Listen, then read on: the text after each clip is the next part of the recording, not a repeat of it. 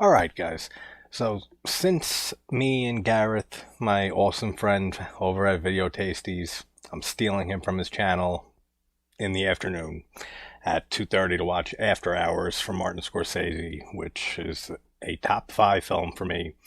So I figured, why not do another non-horror dark comedy that is just phenomenal? And another film that I've grown up with, that I have a lot of nostalgia with, and that is 1998's Very Bad Things. The cast here is phenomenal. Like Christian Slater, I have always loved Christian Slater in everything, and always reminded me of a young Jack Nicholson, which I know he got typecasted that way, kind of, and his career tapered off, which is unfortunate because I adore him in almost everything that I've seen him in. But he kills it in this movie. He is so good as Boyd in this. Cameron Diaz is in this. She's phenomenal. Jon Favreau's in this. Jeremy Piven, Daniel Stern, Leland Orser. Like, the cast is phenomenal. And if anyone hasn't seen this movie, if you like movies where, first of all, you gotta have a sick, dark sense of humor like me. So if you're on this channel, we're on the same page. So have that ready.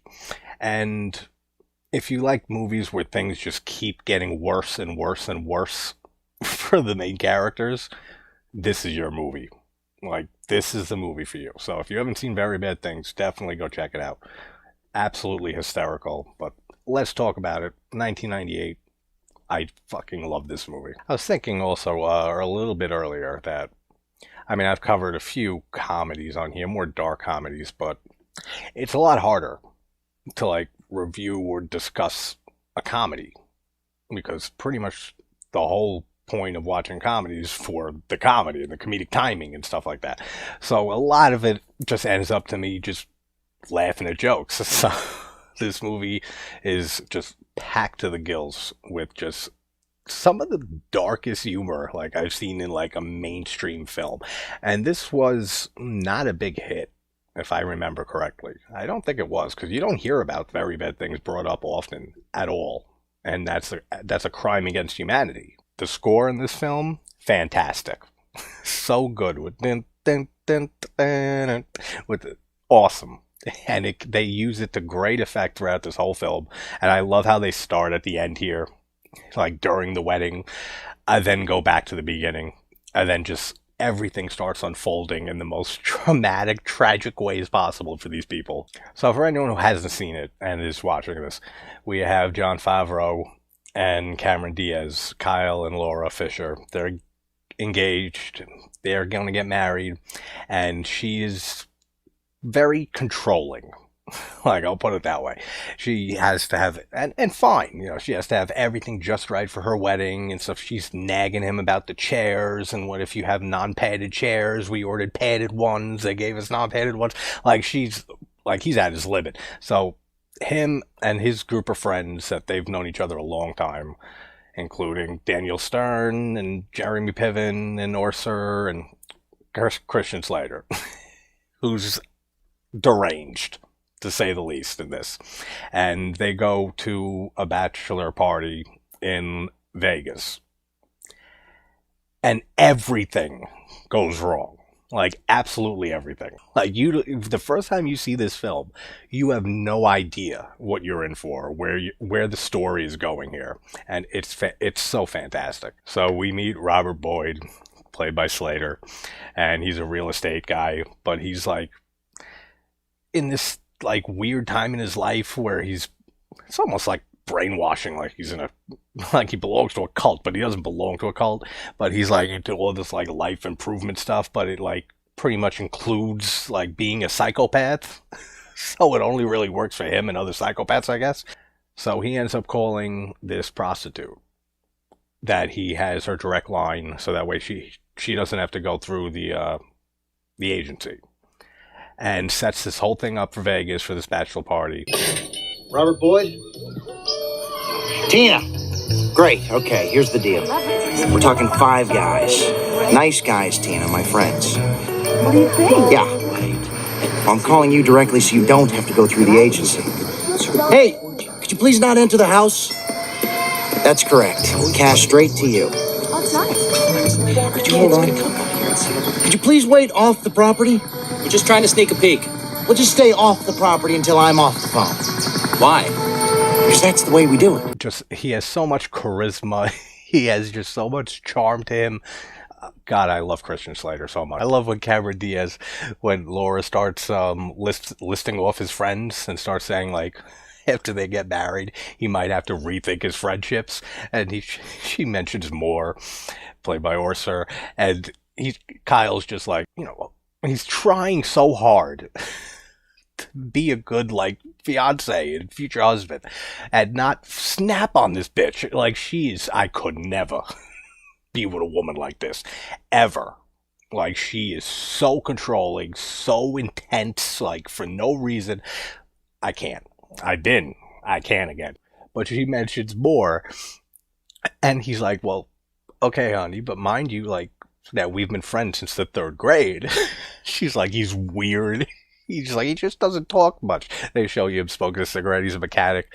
He's a great character too, man. And Favreau kills it in this movie. Everybody, the whole cast, the acting is absolutely phenomenal in this film. The whole dynamic between Adam and Michael, the brother relationship, is so well done in this film. Just how carefree Michael is, and just how he describes his brother, just a panic junkie. Like, Adam worries about everything, and the way that he starts, like, ready to crack as things go on. They hate each other, these brothers. Like, it seems more Michael has just some type of deep-rooted problem with his brother, but they're off to Vegas. Also, Adam has 2 disabled kids, 2 sons, that I'm not sure what they have. One has the headgear and walks with the thing.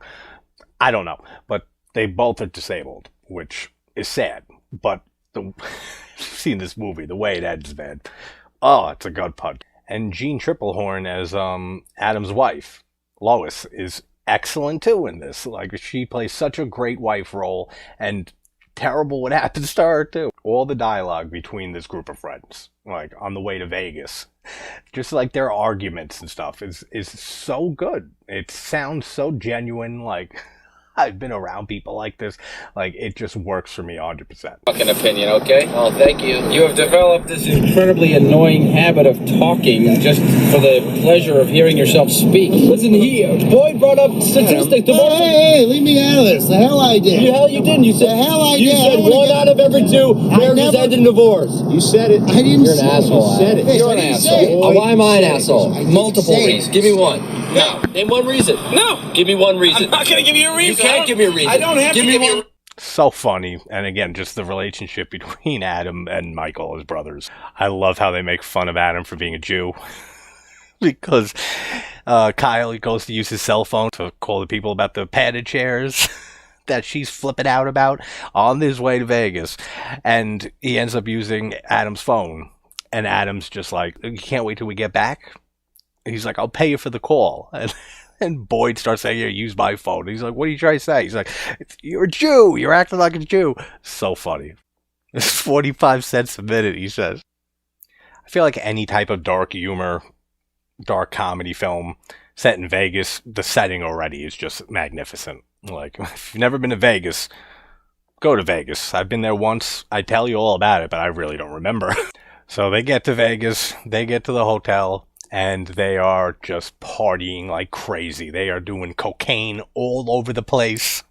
The room is covered in blow, like alcohol everywhere, bongs. Like they're living it up. Good for them. And I love how Moore is jumping around the furniture and stuff. Like, he's completely coked out of his mind.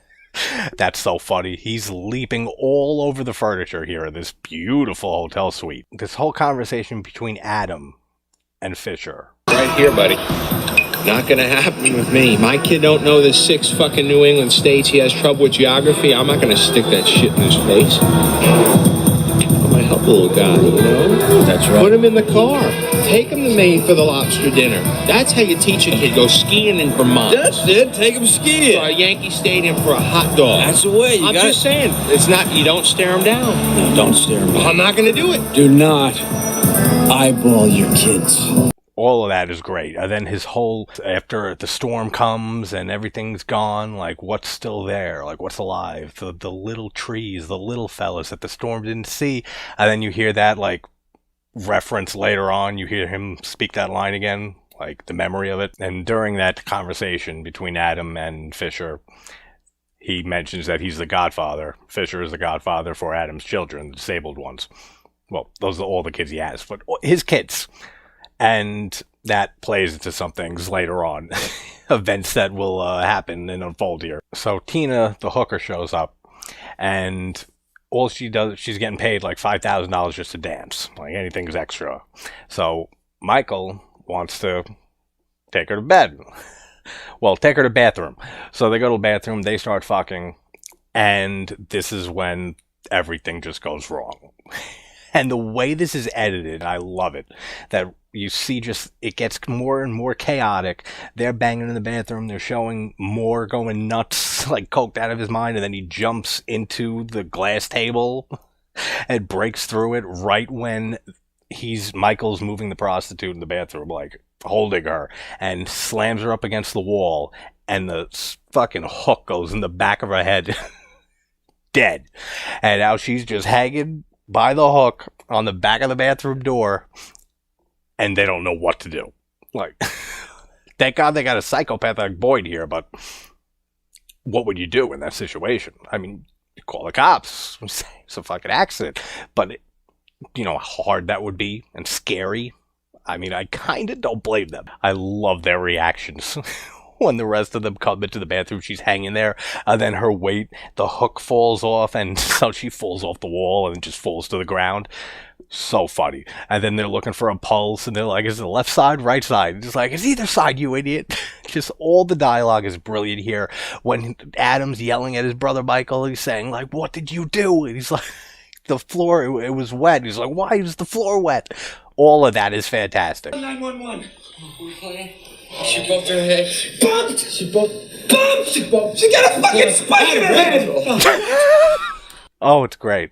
So now they're taking a vote to call the police or not because of Boyd, who's saying, why call the police? She's dead already. So, and then he goes on just like I said, like this brainwashing tangent to just make it sound right, to validate everything. And just say, all right, we're going to go bury her in the desert. So their plan is to bury this dead prostitute in the desert. All right, seems like they can pull it off. Until the security guard comes. What the fuck have you done? Why are you calling an ambulance? She's dead. I'm sorry. Sorry. Oh, God, just call the police. No, just call 911. I slipped. What did you do, goddammit? Everybody just get a hold of themselves here, all right? You are a lying, deviant. It was an accident. Are you sure this Yes, was an I'm accident? sure. What were you doing? The floor was wet, and so I slipped. Why was the floor wet? I don't know. Why was the floor I don't wet? know. Why, goddammit? Fucking pervert. Oh, it's amazing. Just the acting in this is so good. So they vote on it. They all outvote Adam.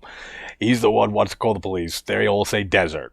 So they getting ready to try to clean this up, and the hotel staff ends up coming, the manager. So this guy walks in after knocking a few times, and they're not answering. They're just hoping he goes away for some reason. And then they think he's gone, and he ends up using the key card and just walking right in. Now, she's in the bathroom, and the door's shut. But there's, the door's it starts coming ajar a bit, and there's a mirror right on the back of the door, which reflects her body, and the guard sees it. Like, the manager sees it. Right before he's getting ready to leave. Like, Boyd gives him money because he sees the broken table that Moore jumped on. So he's saying, like, what gets it to you people? He's like, drugs and alcohol, slams some cash in his hand. He's like, I got no problem with that. And then he sees the body. He goes in, and he's trying to calm the situation. All right, everybody calm down. Like, give space. Boyd, they're all freaking out. They're all saying, like, before you go in there, let's just say, like, let me tell you what happened. Like, sir, don't go in there. Boyd is already in psychotic mode. Grabs a corkscrew, says, clear a path, and stabs this guy in the chest multiple times with this corkscrew and shuts the door of the bathroom, locking him in there. They're holding it. He's trying to bang for his life. He's screaming. It's kind of terrifying. It really is. He's really like screaming like for his life, and you can hear it in this actor's performance. Even this guy does a great job. So now they got two bodies that they got to get rid of. So they end up cutting up these bodies. They take a trip to the store. They buy a bunch of materials and stuff that they need. End up sawing the bodies up in the bathtub, cleaning up the whole bathroom and everything, making it look like nothing ever happened. And then they go to the desert to bury the bodies. The image of the bathroom when they open the door is horrific. There is blood everywhere, all over the place. Like, it must take these people so long to clean this. And I love how one of them like says to him, the guard, before he goes in there, he's like, the floor was wet. Like, just throwing Michael's line back in.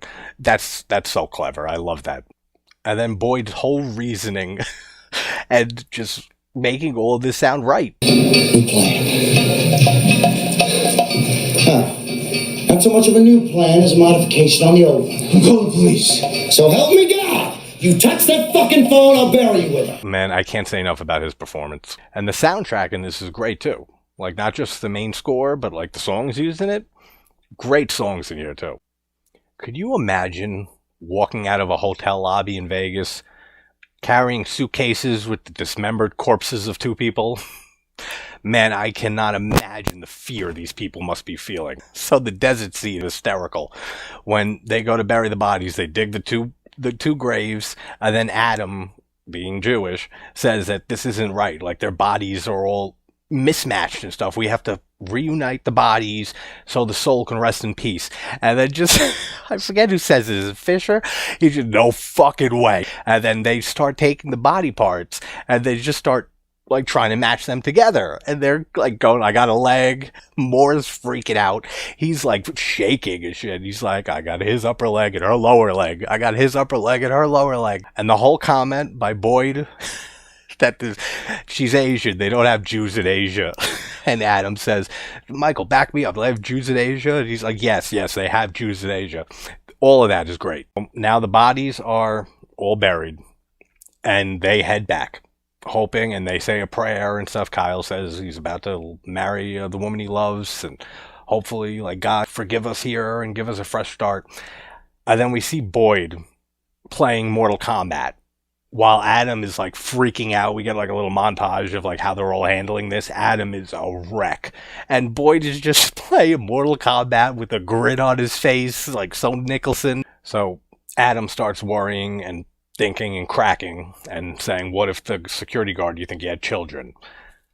Then it's in the paper the next day or something that he's missing and he had children, and he's freaking out. So Adam starts cracking, and they're afraid that he's going to just blow this whole thing and he's going to end up spilling everything. Boyd to Adam when they call him about the paper, and he says fuck you to Boyd, and he starts taking the hammer or whatever and smashing the realty sign. But he says to Adam, fuck you too, you snake eyes cocksucker. Great line. Great insult. This is like an iconic scene for people who've seen this movie, when Adam goes into the gas station, like market, and his kids are screaming for whizzers. I don't know what a whizzer is. They don't have them really near me, but some type of candy or some shit. And they're like screaming like, whizzers, whizzers. So he goes into the store and he sees a cop. So he starts freaking out. He falls backwards, knocks the shelf over and everything, all the stuff on it. He's acting sketchy as shit in front of this cop. And then he ends up leaving. And he's like, there's no fucking whizzers. He's screaming at the kids. And then they almost get into an accident. And his wife, Lois, smashes her nose and breaks it against the dashboard. And then the next is when it cuts and you just see the bandage on her nose. This is the scene when I first saw this movie that really, like, amped everything up. That I was like, wow, this is really going out there. At their wedding reception or rehearsal dinner, whatever it is, And they all go outside because Adam's panicking. And him and Michael just have this huge heated debate, and he's just screaming at Adam, "You're a loser," and Adam's screaming at him, "You murdered that girl, you go home, you fucking murderer." He's screaming this in the parking lot. Michael then gets in his car, and he's just filled with rage and probably the guilt from killing this girl, and he just wants to take out his brother's minivan. And he starts racing towards it, and Adam runs in front of it, and he smashes into his brother, into the minivan, that, like, he's fucking, like, almost cut in two. You don't see anything. He goes to the hospital, and then he dies, and he tells Lois something right before he croaks. So now they're thinking that he explained everything real quick before he died, and she knows that they killed a woman in Vegas and hid the bodies. So now Boyd has to try to find out if she actually does know and what she was told by Adam before he died. The whole heated debate between them, an argument, and then him running into his brother and killing his brother, man. Oh, that's so terrible. When they get to the hospital, the whole scene with the cop, when Boyd is taking over, like, Fisher can't even talk. He's just mimicking whatever Boyd is saying. He didn't realize it because he just lost control of the cars. Was there some sort of argument? No, nothing like that. We heard there was some arguing going on. What, some kind of sibling muscle flex thing? No, we were just talking. What were you talking about? Wedding. Married? Wedding? Yeah. Oh, it's probably going to be the last time for all of us to be together before he gets married. The next scene is heartbreaking, man. Like, and this is where Jeremy Piven just shines in this film, where he's having his breakdown in the diner, and he's just saying, "I killed my brother," and then he starts screaming and ran him down in cold blood. Everyone's looking, everyone in this diner is looking at them, and he's just screaming, "I'm a murderer, I killed my brother," and then he starts running away from them. They tackle him to the ground, and they have to calm him down. Boyd starts, like, drugging him, giving him medication, some type of pills, and, like, he's saying, "Give him 2 more." He's like, "Well, you're gonna OD." Oh, the funeral scene too, man, that gets you. Where he's just, again, he's broken, Michael. And he's talking to Lois, widow now, and crying in front of everyone, hysterically in her arms, then just falls on top of the casket, and just the worst scene you'd ever want at a funeral. Now, this is where Cameron Diaz pisses me off, because if you can't understand that one of his best friends is dead, he says he wants to postpone the wedding. Like, he just throws it out there and then retracts it real fast after she flips on him. But the fact that she can't even understand that and is like, "I got family at the airport," and stuff, I mean, I get it. But they just had a tragic death here. I mean, I think anything is worth postponing for the loss of a friend, but that's how her character is. So Lois says that to Fisher that Adam said on his deathbed that he left a letter for her. He said, when they're talking about it with Boyd in the diner, he starts saying that, like, "I had no idea if she believed me." I love when Moore says, like, you can tell when people believe you. It's obvious. He's like, "I don't have that skill. But if I were to have it, I would say that she in no way believed me." So Lois gets them all to the house, and she's questioning all of them and saying, like, "What happened in Vegas? Like, tell me what happened in Vegas." And calling Boyd out, like, "I don't want to hear from the fucking liar." Great dialogue. And then he just comes, like, Kyle comes out with it quick. Right when Boyd, I love this, when Christian Slater is yelling at Lois to calm down, and he's, like, holding a knife in, like, its holder, and he's, like, banging it up, "Don't make this harder than it has to be." And then Kyle comes in and says, like, he banged a prostitute in Vegas. And then he just, like, looks around and he just lets the knife go. That's brilliant. And then she just starts breaking down that, "Oh, my Adam and stuff had sex with a prostitute," and Boyd throws in the line. He's like, "It's not the first time either." Adam had a thing for prostitutes. Oh, that's terrible. Michael's whole little monologue about the Wahoo moment when him and his brother were younger, and, like, they would use sparklers and they'd wait for it to burn at the absolute brightest, and what if he missed that moment in his life? Excellent. Like, such a good scene. And Boyd stays back to calm down Lois, and he ends up killing her just to shut her up so she can't say anything. So now Lois is dead, Adam's dead. The prostitute and the manager are all dead. So these guys got 4 bodies that their count is up to by now. This is where it gets like real dark.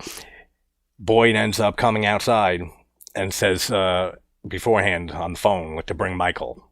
So he brings Michael inside to talk to Lois. And then he just kills Michael and comes outside. And you can see how psychotic it is because he's in the shadows in the back seat, so you can't see his face. And Boyd starts saying that this whole story's concocted already, that Michael was in love with Lois. That's what they were fighting about, the brothers in the parking lot. And then he ended up killing her or something, and then killed himself or something like that. Some whole story he bullshits on the spot. But after saying all that, I mean, they all know he's full of shit. They all know what happened. But then, like, it's like he's not even trying to hide it. Like, he doesn't even know what he's talking about at this point. Because then he just leans forward and you see cuts and blood on his face. He's like, man, that Lois fought like a fucking Comanche. This just shows how messed up the government is, man. Because now both of the kids' parents are dead, Adam and Lois. So now he's the godfather. So he's responsible for these kids. And they're going through Adam's, like, worth and everything. And they just take and take and take until he's got nothing. And they're responsible for these kids. Oh, man, can you imagine what a terrible string of incidents? Fisher, when he's talking to Laura and starts crying hysterically in the accountant's office. And he spills it. And he says, we killed a prostitute in Vegas. Michael killed a prostitute. We buried her in the desert. And she said, you killed a prostitute and you buried her in the desert? And he's like, she's not alone. Brilliant line. And she doesn't care about any of the murder, anything that Kyle's telling her.